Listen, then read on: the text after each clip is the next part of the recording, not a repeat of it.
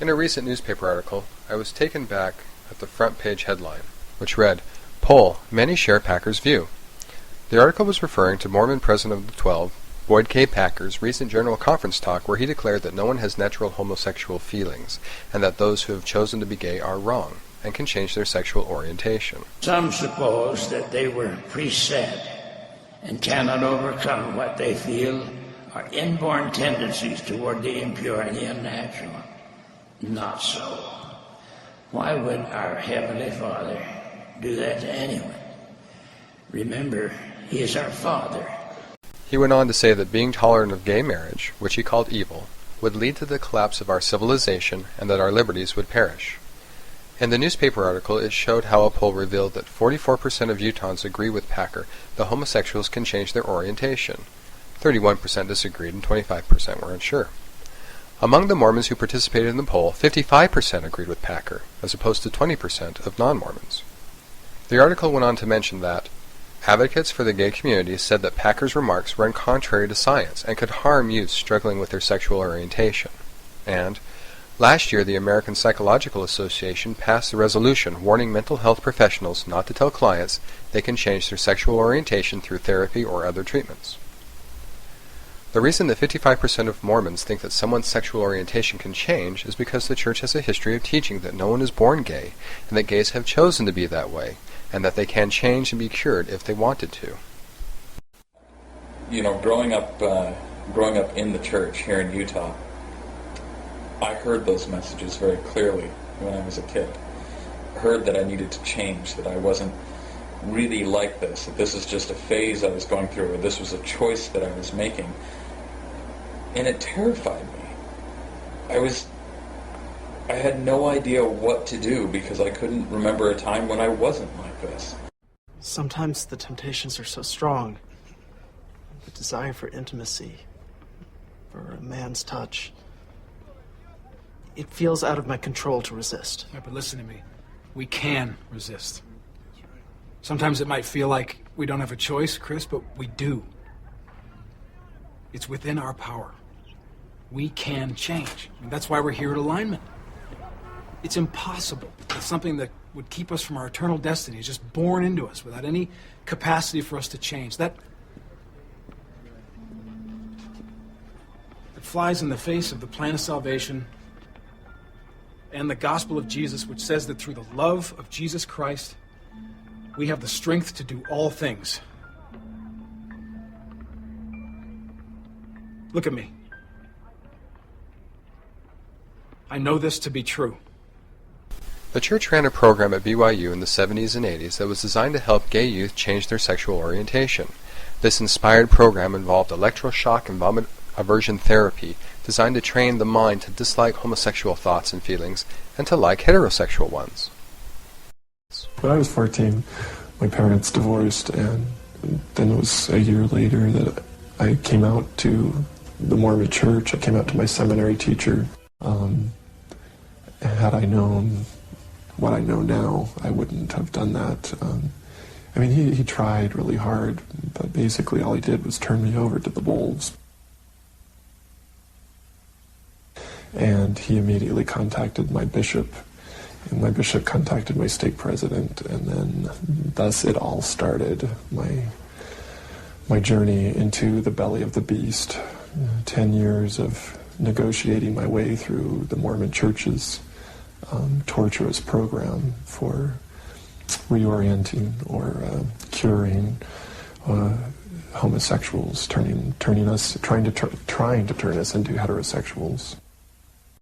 Whenever the adversary tries to convince you that you can't change, he's lying. He's the father of lies. Bishop Soferman, I've been going to Alignment for 6 years, and it's only gotten worse. No, temptation is so strong that you can't resist it. Well, I started doing counseling with the bishop and with the stake president, and then that summer, when school was out, they told me that I needed to go down to BYU because there was this program down there that would help me to become heterosexual. And of course, I jumped on it because they had taught me that being heterosexual was the only way to be. I knew I wasn't, but I wanted to be heterosexual. So they said, you need to go down to BYU, and I'm like 15 years old. And I didn't want my parents to know what was going on. And I was supposed to immediately go in and meet with the receptionist and sign papers and everything, the release form. And so I went in and sat down, and they kind of explained to me what was going on.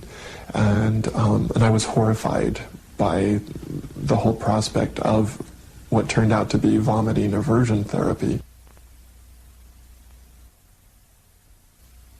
Well, they explained to me that they would place a heparin lock in my wrist, and then they could hook an IV up to that, and I would be placed in a room alone and with a plethysmograph on my penis that would measure physical arousal. So when I started to get an erection, they would know. And then they would start to show me gay pornography slides. I don't remember if it was films or not, but I definitely remember stills. And I was supposed to go through this stack of photos and slides that they have and select out the men that I found attractive in various. Had you looked at? No, I was 15. I was 15 years old. I had seen like a Playboy magazine, just of naked women, but I'd never seen sex before at all. And so they were going to show me this gay pornography, and using the IV and the heparin lock would inject an emetic drug into my system, and I would start vomiting while watching the gay pornography. And then they would switch it over to heterosexual pornography and inject a euphoric drug into me so that I would associate a feeling of euphoria with heterosexuality. I was getting ready for work one day, and I got a telephone call, and it was someone that identified themselves as a detective with BYU security, and that they were working on a case that they felt that I could help them with. I said, well, I'm on my way to work, but they said, this will just take a moment if you want to stop by. So, of course, obedient person that I am, I did. They started reading off a list of names. They said, well, your name is on this list. These are all people that have been turned in as homosexuals. So I was given an appointment to come back.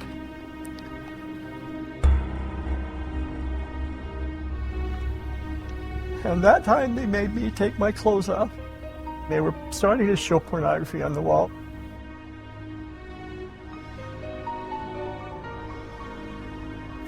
In the emergency room, if somebody overdosed, we'd give them syrup of Ipecac to make them vomit. 30 cc's is an adult dose. They gave me 60 cc's. And so about the time I was throwing up, well, you're just a fucking cocksucker. I was horrified. The last appointment that I went to was the worst. They put electrodes on me, on my wrists, and on a strap on my chest, and on my genitals.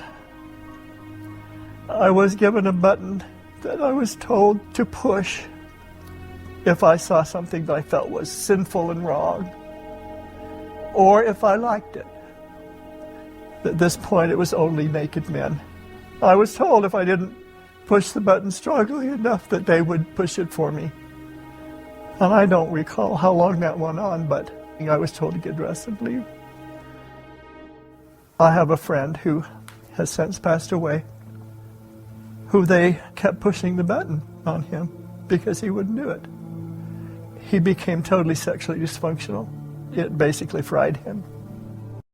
I was in my junior year at BYU.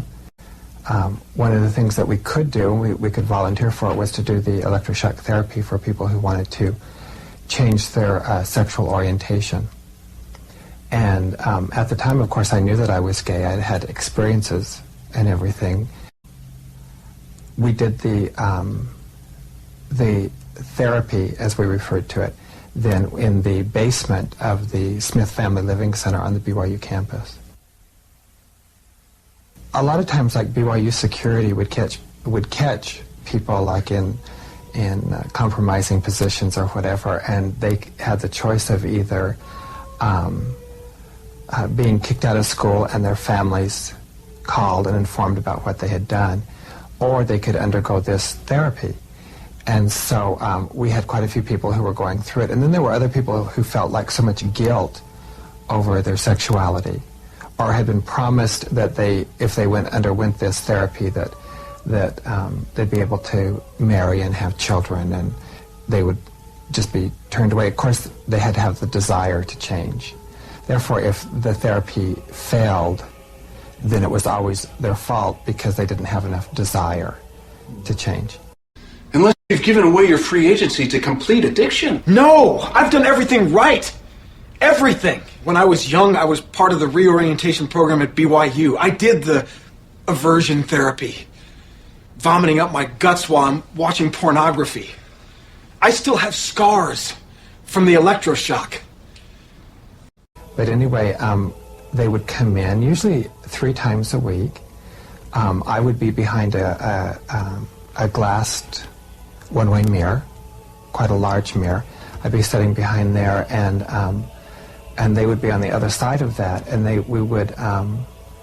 had the choice. They could look at pornographic magazines, or we would show videos up on the wall, and we would tape electrodes to their groin, and about 3 or 4 inches down from that on their thigh.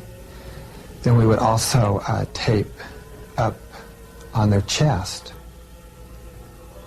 And we taped somewhere else too. I think it was up close to the armpits.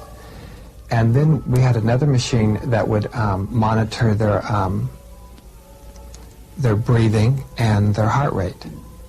And what we would do is we would let them look at this stuff, and when and if they were looking at homosexual pornographic material, we would wait until we could tell a difference in their heart rate. We had a dial that we turned, and that would determine the amount of current that would go into the shock. And if they were a new patient, then the current would be very low. And we would wait until we saw that they were getting aroused, and then we would push a button, and the voltage would go into the wire. And from the reaction that I saw them, and also the muscle spasms that went on, I'm sure that it was painful. And then after we did that, then we would the movies would automatically switch over, and we would show a man and a woman having sex, and we would play very soothing music in the background to try and get the mind to relate to that. When we got into the higher voltage with the people who had been doing it longer, you could see burn marks on the skin, and quite often they would also throw up during the therapy. I mean, this is just speculation, but most of the students there at BYU had never seen any pornography. After undergoing that kind of pain over a period of a couple of months, anybody would admit that they had completely changed. What they did was they kept records for as long as the people were at BYU. And then after they left BYU, there was no records kept to see what kind of success rate they had. And so, and the statistics from just the BYU, I mean, these people were lying. They were desperate to get their degree and to get out of that situation. They had been blackmailed into that situation in the first place. We did have some people who became completely asexual after undergoing the therapy. But no, we never changed anyone from gay to straight.